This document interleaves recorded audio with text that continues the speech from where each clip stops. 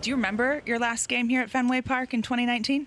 I don't remember much about the game other than the last play. And they're letting Eddie go out there all by himself there.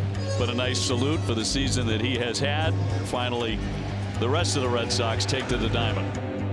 It was an interesting last day because Eduardo Rodriguez was going for his 20th win. We were out of the playoff picture. We were eliminated. So I asked the guys, who wanted to play.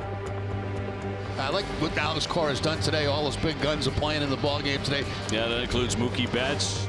Well, there was certainly speculation at the time that maybe, could this possibly be his last game because he hadn't signed a contract at that point and everybody knew that the next year would be his free agent year. But I don't think anybody thought that would be, for sure his last game as a member of the Red Sox. 4-4. Red Sox trying to walk it off for the 7th time this season. Mookie led off that 9th inning. And ball 4. Mookie's on first base, and Rafi Devers hits the ball pretty hard. Chopper off the glove. And the ball rolls into right field. Mookie on his way to third. Mookie just keeps running. Here he comes. And he dives and he scores. And the Red Sox win it. I've seen it all. Probably one of his best base running plays in his career. It's kind of like, in a nutshell, who he is, regardless of this situation. If it's the World Series in 2018, the Bubble World Series in 2020, or a meaningless game at Fenway Park, the last game of the season, he's going to play hard and he's going to give his best. What an ending. Hopefully that's not the last time we see Mookie right here. Yes. I think we're all thinking the same thing. I remember shortly after that, actually probably while we were celebrating, I was thinking, was that going to be my last game here? If this ends up being the last time we see him in a Red Sox uniform at Fenway Park, what a way to go out.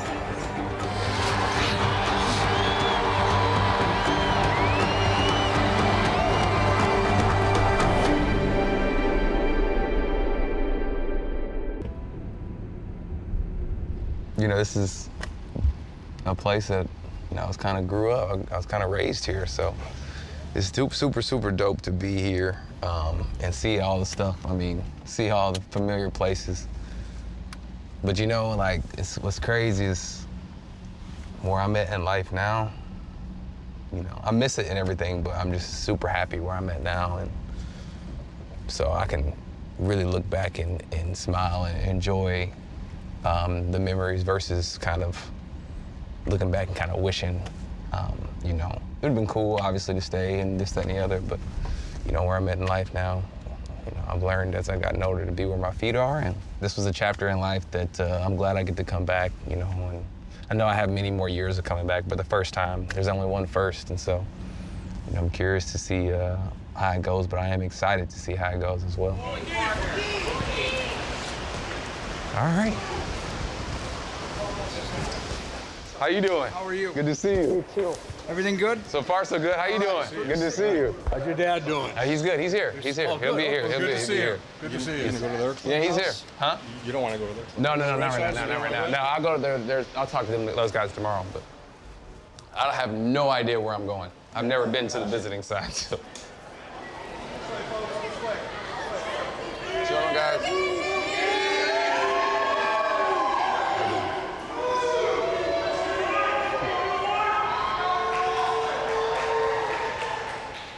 This is kind of the new chapter, so it's like embrace it, You're on the visiting side now, and you'll be here for a long time, too. The Cumberland River in Tennessee doesn't flow into the Charles River in Boston, but Mookie Betts' journey to the Red Sox began here in Nashville. And though he was an undersized athlete at John Overton High School, coaches and scouts took note of his standout performance. There's an event in Tennessee where the high school coaches gather from all over the state, rising seniors. And they all come to Middle Tennessee State in Murfreesboro, and it's a cattle call. My blink moment came during a scrimmage when he was playing shortstop. There was a ball hit, back through the middle. He just flipped it with his glove behind his back and made the perfect flip to the second baseman, which is not something you see every day, especially at a high school game. I was drawn to him. There was never any sales pitches. There was never anything to sway me one way or the other. He just kind of gave us facts. He gave us kind of how the process would go, deciding whether to go professional or go to school. That was a tough process, especially for my parents. And a commitment to a college university like the University of Tennessee, that's always a strong commitment, and it's something that factors in to the process. But in my gut, I really felt like Mookie wanted to sign. Went down to the last couple minutes before we decided to sign professionally. And I remember we packed up clothes and did everything because we were going to head to Tennessee, and ended up signing. It's worked out so far.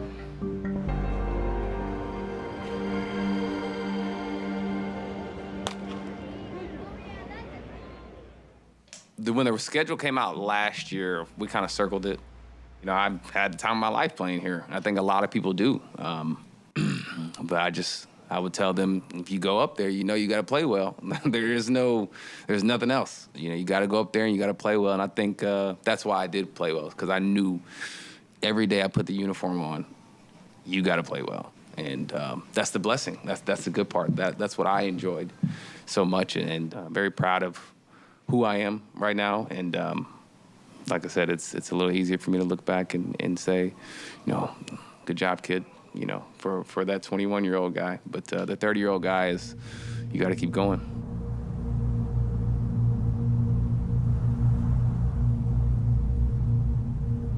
Me and my mom and my dad, we were sitting, and we really didn't know what I wanted to do. I mean, I know they had what they wanted to do, what they wanted me to do, but they didn't tell me. They wanted to be my decision. And I just, at the last second, I just decided, I think it's just what I want to do. I don't want to write any more papers. Going into Lowell, it was tough. I'd never been in a dorm. We had to stay in a dorm. And getting there, it was kind of hard to play, just because you're always going to play better when you're comfortable. And I wasn't comfortable, but I didn't use that as an excuse. That's the fastball, got him looking. 2013, I was in Greenville, South Carolina, and I remember, I wasn't playing well. I think I was hitting like 150 or so, and that's when I really questioned my decision. Slider. I had my three boys, Brandon, Cam, and Drew, who I talked to all the time. Mook was playing low A in the farm system, and I was playing college basketball. So, when we found time after his game, after my game, we'll definitely talk every night. Things were tough when they never were before. We just leaned on each other and just tried to figure it all out. They helped me get through the lonely times at nights, the times when you want to cry, or the times when I'm 0 for 20, and I've never been 0 for 20. You have those vulnerable moments when you're at such a high peak of success, but yeah, he would call and, he would cry and say, am I doing what I'm supposed to be doing? He felt like it was time to pack it up. He told me he already scheduled the ACT and he was ready to go back to school, so. It was on a Saturday morning, but that Friday night we went into extra innings, and another 0 for 5 or something like that. And I ended up getting back to the room around 1 o'clock in the morning, and that was too late. I was really too late to wake up for an 8 o'clock ACT, and so I ended up missing it. And shortly after that is when my career really took off, and I'm glad I missed that ACT.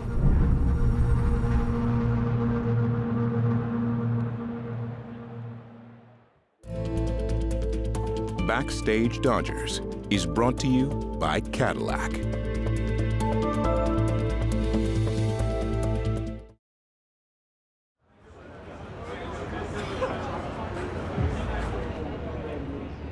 As far as wondering if I was going to be a Red Sox, yeah, I always thought that was going to be the case. But it didn't happen. It didn't happen, and that's okay. That's part of life. And so it's okay. And you know, it turned out to kind of be a blessing. And like I said, I'm super happy. Nice to finally meet you, man. All right.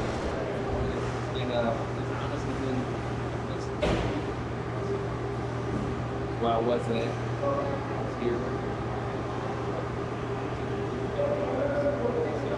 It's still easier. Thank you. It is what it is. You gotta do what you gotta do.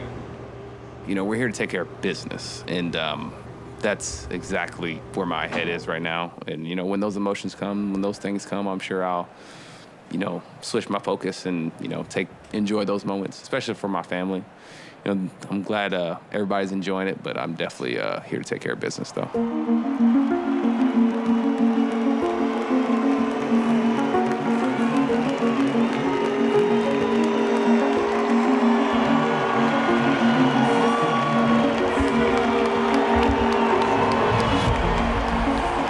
The Dodgers and the Red Sox about to start this 3-game series here at Fenway. The Red Sox have taken the field, and we will watch Mookie get his due from this crowd here in Boston that certainly appreciates what he did in a Red Sox uniform. So it'll be a raucous ovation here for Mookie Betts.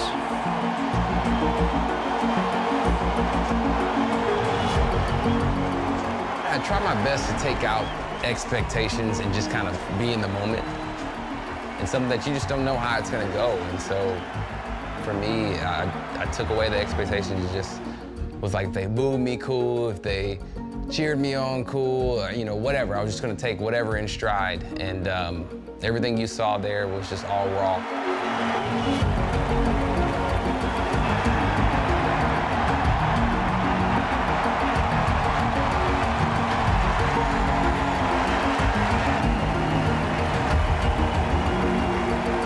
Mookie said it could be nothing, it could be everything. Probably meant everything to hear that. I've been saying all along that he was going to get what he deserved, and it was a great standing ovation to let him know how special he is. And it's not only what he did on the field for us, it's off the field.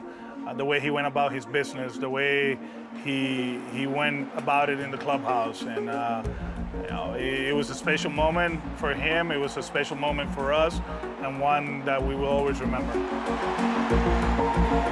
Cutter Crawford has kept the Dodgers from scoring any runs. It's a potent Dodger offense. Mookie Betts sends one toward the gap in left center. That will cross the wall. On his way to second base, Mookie Betts back in Boston has a double. Will Smith with runners on the corners. Smith on the drive toward the left field corner. This one is deep, and it's off the top of the monster. Betts scores. Freeman will go to third. Here come the Dodgers. It's now 3-1 Boston. Lines this one along center. That's a base hit. It ties the game. Will Smith scores. Kike Hernandez against his former team. Back with his original team. Dodgers with a whole bunch of fans here in Boston that have made the trip to see Mookie Betts make his return to Fenway. A successful return to a place he once called home, Fenway Park, as the Dodgers beat Boston 7-4. It's just a normal game, you know. No, it wasn't. It was a normal game. It's a normal game. We won. That's what's the most important. But I think the fans definitely for the ovation, and you know, I got a little emotional there, but I had to try and lock it back in. And but it was super cool. Congratulations, Mookie. Welcome back to Fenway Park. Thank you.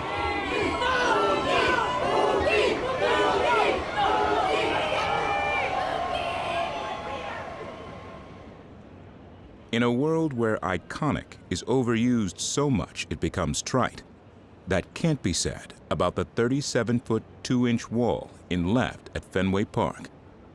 It's called the Green Monster and can't be missed. But behind the wall where the manual scoreboard sits are the faded names of those who were here.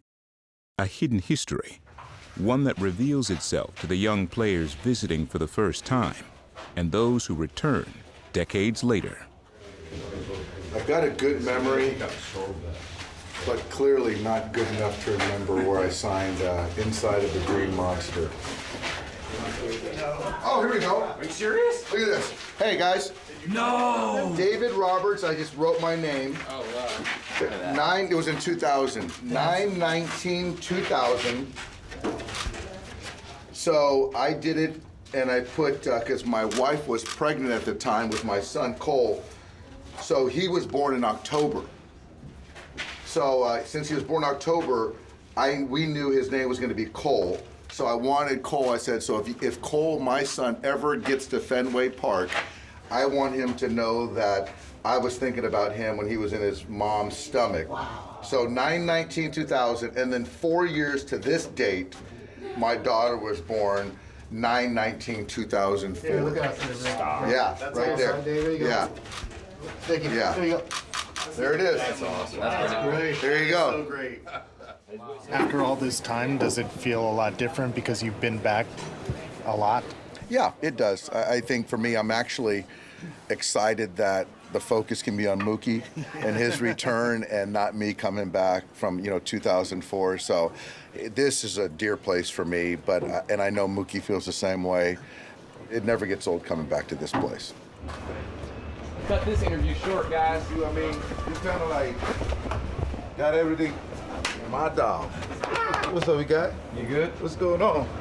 Trying to look like you one day. Hey, last night, when you walked to the plate and I saw the ovation coming from the fans, that made me feel like I want to be here clapping for you. Oh, thank you. Yeah, you're my kid, man. You know that. You will deserve all that. Thank you, sir. So last night I'm in front of the hotel and I saw a whole bunch of Dodger fans. I walk out, they saw me, Papi! They can't take picture with me, this and that. And I asked them, are you guys taking care of my boy Mookie up in LA? You know what they told me? What? We embrace Mookie. We are blessed to have Mookie. That's what they told me straight up. I learned from you, bro. Hey, baby, you know how it is. I'll let you finish doing Hey, it. do your thing, man. I'll let you later. Holla at your boy. Let's go. I gotta go now. Hey, you got a lot of interview of Mookie in that phone right there. Don't act like we don't know. Mookie's like a little brother to me. Mookie is perfect for this game. Like when I watch him, his personality, it reminds me of myself a lot because he's humble. He always had that big smile. He always willing to be cool with people, This guy disturbed me every day because he wanna be the best on the field. We had so many conversations about hitting. He used to drive me crazy. Like I told you, you gotta give something to get something. Yeah. You already did some damage, right? He throw you the fastball, trying to get in on you, pow! 1-0. So I give the fastball up. What he did to you? Slider, changeup, everything, right? Yeah. That's exactly what happened. With Big Papi, man, being in his presence was everything for me. You can't waste an opportunity like that. As a leadoff, when they know you are a game changer, you know what I'm saying? The first at bat, they might do exactly the same thing he did. Yeah. Just to see where you at. While he's hitting, I would ask him questions. When he's in the training room, I'm asking him questions. When he's sitting in his locker, I'm asking him questions. So I'm trying to learn. Closed mouths don't get fed, and so now just talk to him. You are a driver. The Mookie show. Okay, yeah. It's your show. No, I'm just along for the ride. A lot of people played roles in who I am today, but I think you can obviously see me and Big Papi's relationship and how he has shaped me into who I am.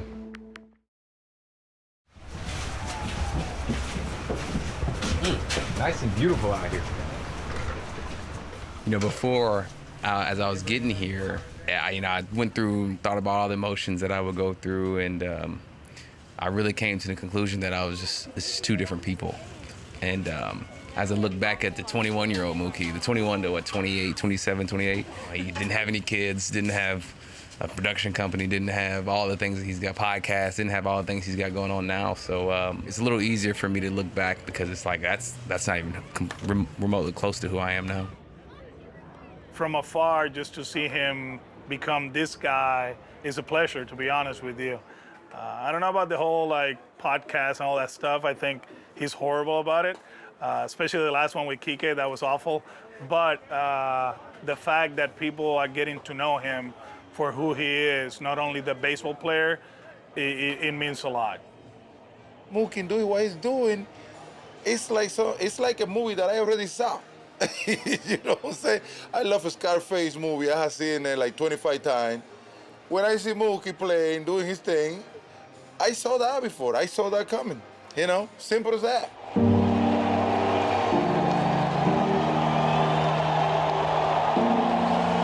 One more time, Boston does it right.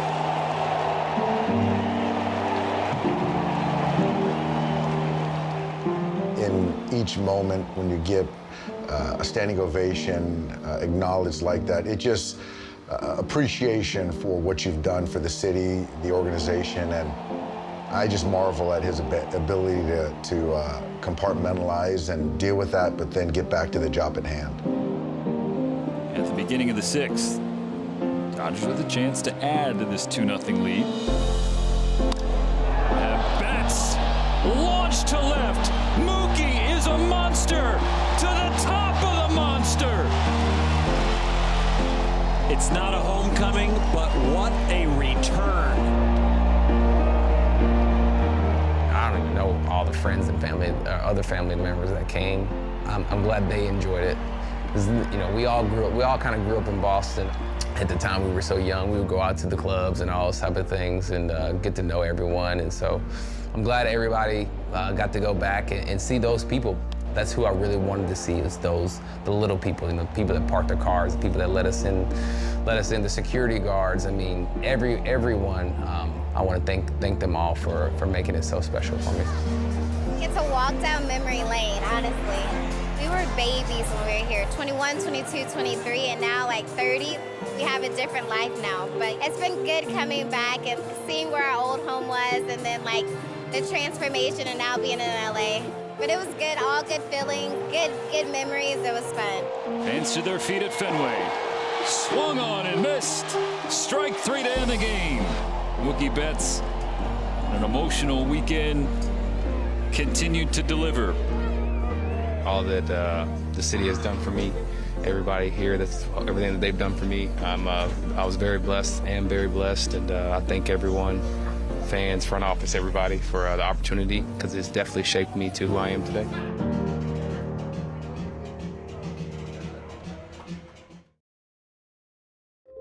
On the next Backstage Dodgers, the Little League World Champs visit the Ravine. It's an inspiration to them to come out here and be with these kids and see these guys hit and understand that, hey, this is what it takes to get here.